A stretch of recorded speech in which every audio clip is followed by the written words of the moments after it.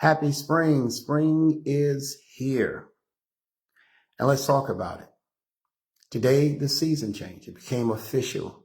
But if you've noticed, all the pollen and all the weather and everything has been hysterical. There are things that are going to be hysterical in your life. The point is, are you rooted and grounded? Have you planted your seeds for the spring? Do you have your fertilizer for what has been planted?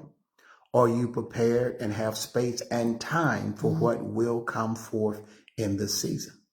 It's not a cliche, it's a reality.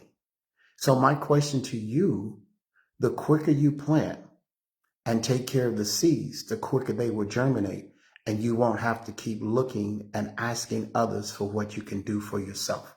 I'll see you tomorrow morning at 7:55. We are going to have some serious conversations leading up to Resurrection Sunday.